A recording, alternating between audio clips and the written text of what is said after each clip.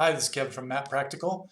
Tonight we'll be working in ArcGIS Pro, and we're going to be delineating some watersheds from a DEM and some stream networks as well. So let's just real quick take a look at the catalog view. And I already unzipped my data, and it'll be down below the video. If we take a look inside this folder, you can see that there's in the hydrology tools, that's the name of the project. It created a geodatabase by that name, and I just pasted in my hydro data. And inside of there, I've just got one DEM. All right, so to put that into the hydrology tools for the project, you got to go over here and type in raster. And it could be to geodatabase, but if I just hit raster and scroll down, you can find the tool. There it is, raster to geodatabase. I'll open up that tool. So you used to be able just to right click on a geodatabase and import a raster, but now you have to use this tool. And then you can just drag that guy over, maybe.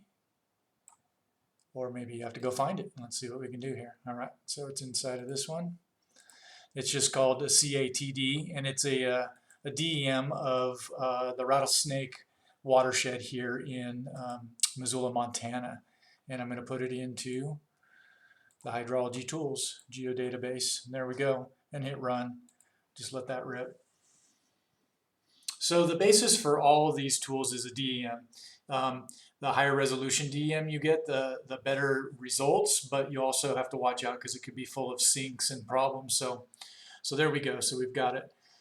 So let's add data to our map. So we'll go over to the map and add data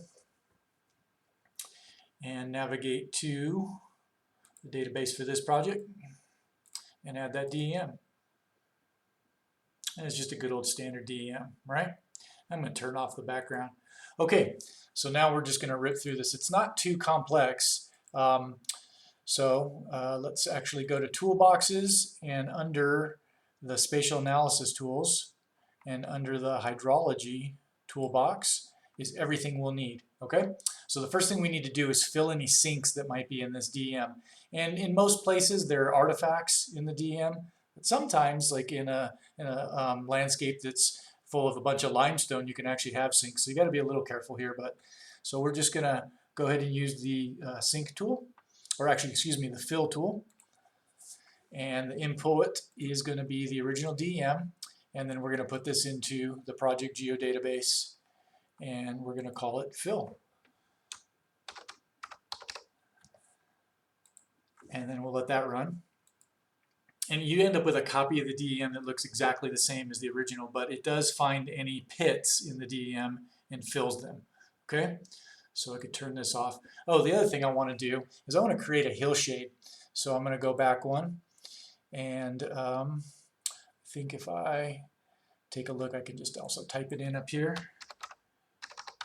And the reason I make a hillshade is so I get a feel for how the landscape looks, and that's also going to be the original DEM.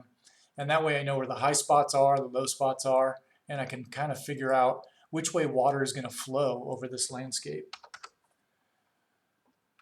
I will just go with all the defaults. I would highly recommend, if you're working with the DEM, that you don't change its coordinate system or projection until you get the look that you want out of it. I would just leave it in the original data coordinate system and projection. So there we go. There's a hillshade. And actually, I'm going to clean it up a little bit under symbology. And I already have a preset in here that's just grayscale.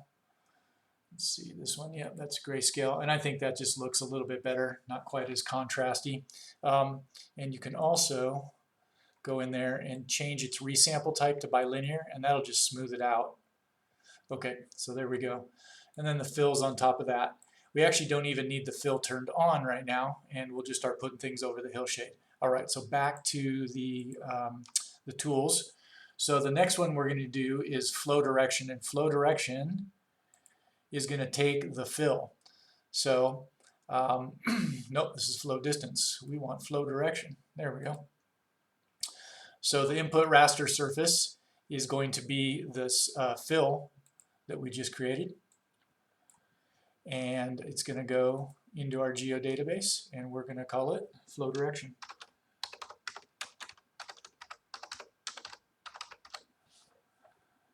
Save, and we'll just go with the defaults, okay? And Hit run. And there you go. So that's the direction that water will flow on every bit of this surface. So the drop of water falls out of the sky, depending where it lands, it'll flow in one of these directions. Okay, now we're going to go back again, and now we have to do flow accumulation. So flow accumulation, and the input for that is the direction raster that we just created, and the output is going to be flow accumulation.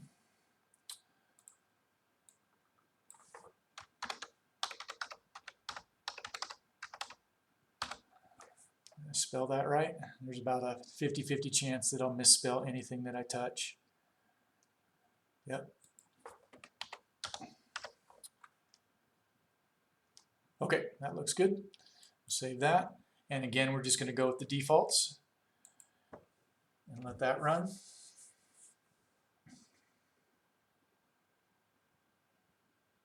And there we go. So you can see if you zoom in, some of the biggest water courses show up in this, and that's actually just the stretch. So if we took a look at the symbology on this guy, right now it's just stretched black to white, and we can turn off the flow direction. We don't need that under there anymore. Let's go back to the symbology. There we go. And we could actually change this thing and do it as classified, and you'll get a different look. And right now it's with natural breaks. If we were to take it down to, say, geometric interval, you'll see there's a much more defined stream network that's hiding inside of this flow accumulation. And that's just how water falls on individual pixels and flows downhill and then collects into those pixels.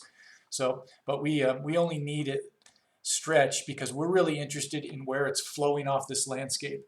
So if I go back to the full size, you can kind of see by looking at the DEM, hillshade, that this is the high zone, right? And all the water's flowing down towards this end of the DEM.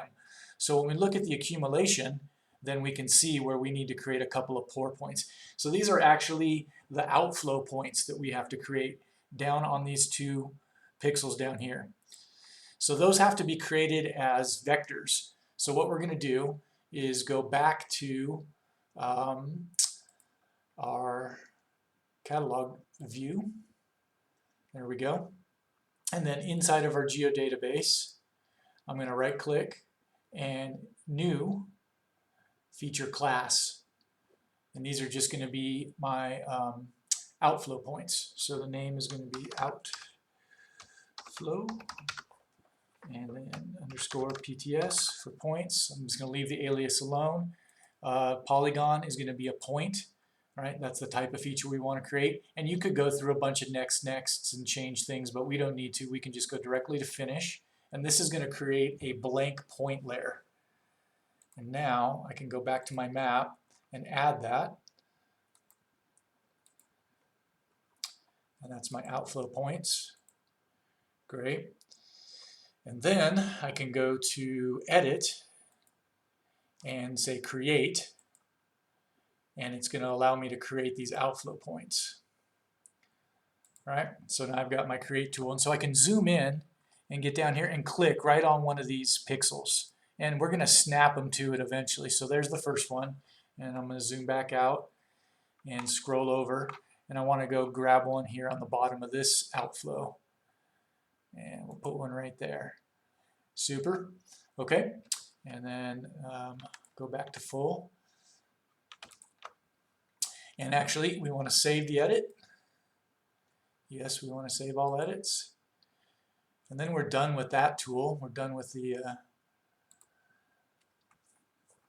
editing. And we can actually close the editor and the editor toolbar and deselect, so clear all of our selections. And I'm just going to change the color of these outflow points so that you can see them. Let's see here. Come on, there we go.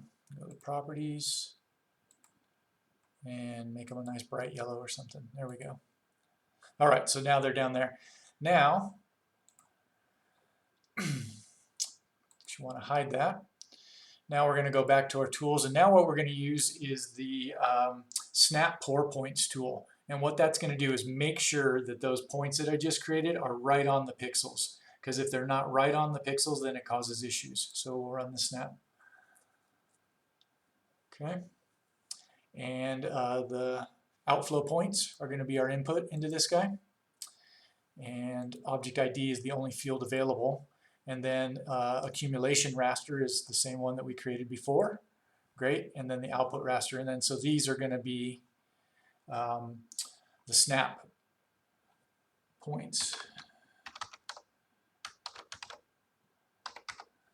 Oops, not plus, underscore is what I was going for. All right, so that's the snap points. And that's just going to create another raster object with those pixels lining right up with that flow accumulation. So we'll run that.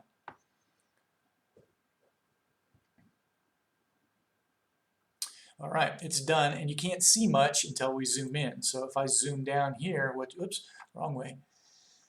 What you'll notice is, there you go, it created one pixel that matches perfectly with the pixels that we had.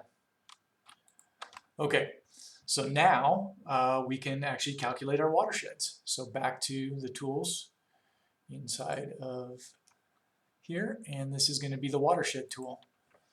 And it's going to be from the flow direction raster, so there's that one, and then the outflow points that we, excuse me, the snap points that we just made. And yep, the value field is there, and then this is going to become the watershed. It's actually going to be two of them because we created two outflows. Yeah, all right, and we'll let that rip.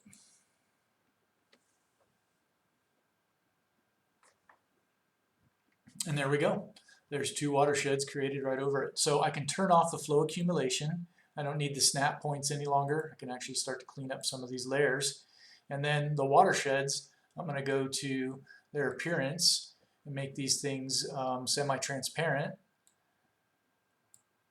So there we go. And then I'll change the colors to something a little bit more natural. This purple one's kind of ugly. Let's go with a different color, green. There we go. All right.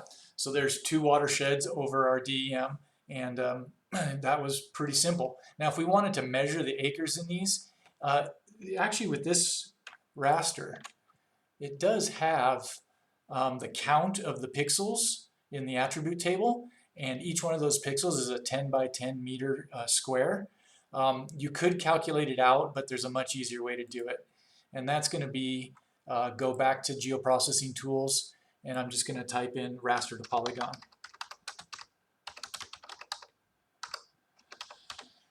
And that's going to convert the raster to features that then we can just use the calculate geometry tool on. So raster to polygon, and the input is going to be our watersheds. And value field, yep, value is what we want, and then this is going to be watershed features.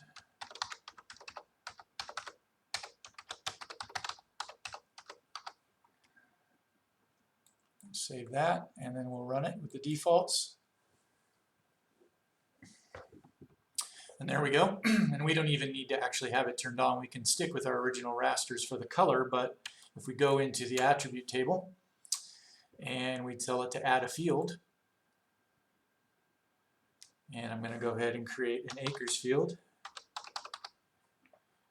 and make that numeric. Oops, there we go. And we don't need probably more than 2 decimal places there. Great, and then I'm going to save that. And then I'm done with the field editor. And now over here in acres, it's really easy for us to calculate the geometry. And then this tool will pop up. In this field, the property we want is area. And the unit is going to be acres. And the coordinate system, we're going to go with the current map, which ends up being a NAD 27 UTM zone 12. Yep. Okay, so that's going to create or calculate the geometry on those two. All right. So the larger the watershed, which ends up being Lower Rattlesnake Creek, is 18,332 acres, and the other small one over to the west, or excuse me, to the east is 6,900 acres. So that's an answer for your map layout. Great. All right, so boom, that's how easy it is to create a couple of watersheds. And you can do this for much larger areas. It all depends on where you put those outflow points. So the next thing we want to do is actually delineate a stream network. Okay, so how we're going to pull that off is we're going to go back to the geoprocessing tools and we're going to search for the raster calculator. Raster calculator is a really powerful tool. You can do some really cool things with it. All right, so what we're going to do is look underneath the operators here, and if we scroll down a bit, we'll get to the conditional possibilities. And we're going to double click on con, and that's for a condition, which means it's going to multiply or look at the different pixels. And so what we're going to do is then double click on our flow accumulation. All right, so flow accumulation, and then after flow accumulation we want to do greater than 1000, and it's going to run through the iteration one time. What this does is it looks at every pixel and it doesn't create a stream out of it until 1000 pixels run into it. If you were to change this to 100, you'd end up with a much denser stream network. Okay, and then I'm going to go and make sure it's going into my geodatabase and call this my stream network. All right, everything looks good. We're going to run the tool.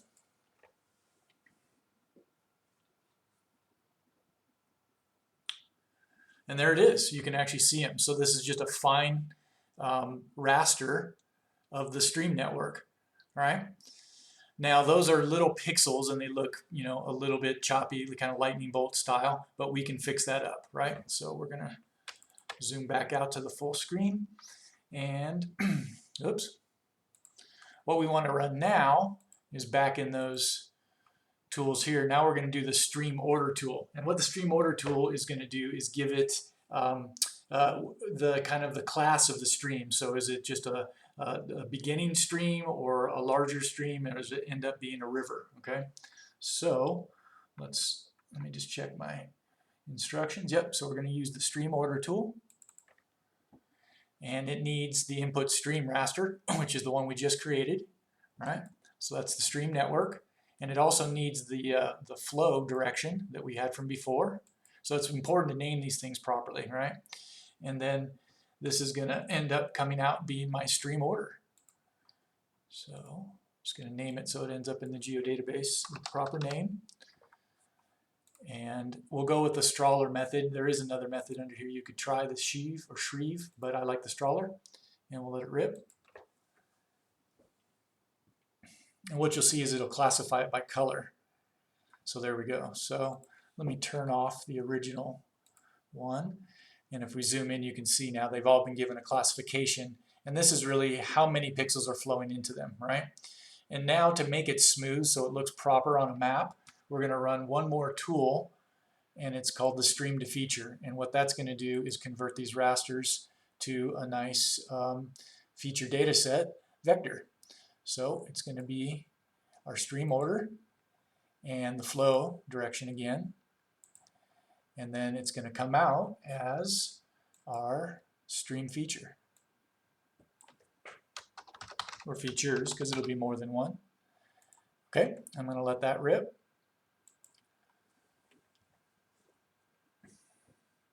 And there we go. So now we've got a clean one, and I actually left the simplify polyline, so it just smooths them out just a little bit.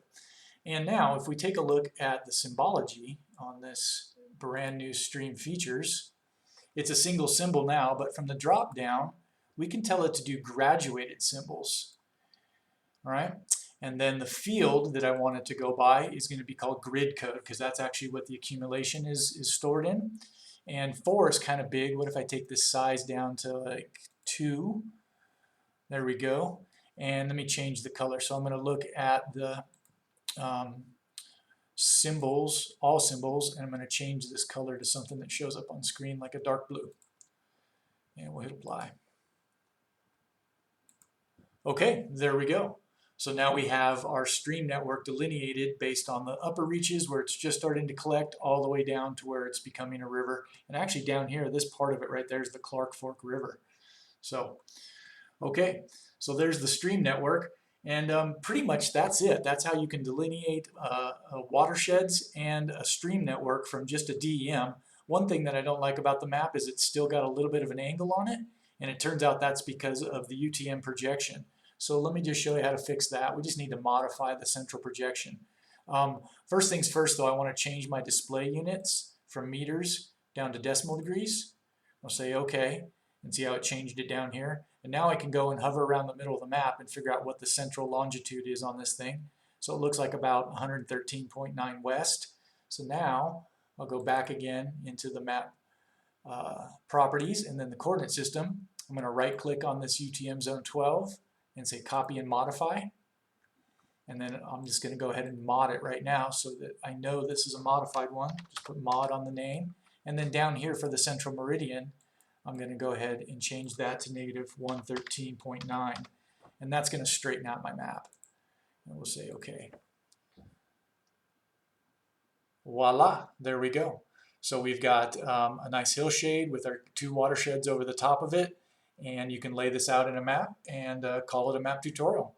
Thanks a lot for watching. If you like the video, please like it on YouTube and subscribe to the channel. It'll help me out a lot. Take care. Have a good evening.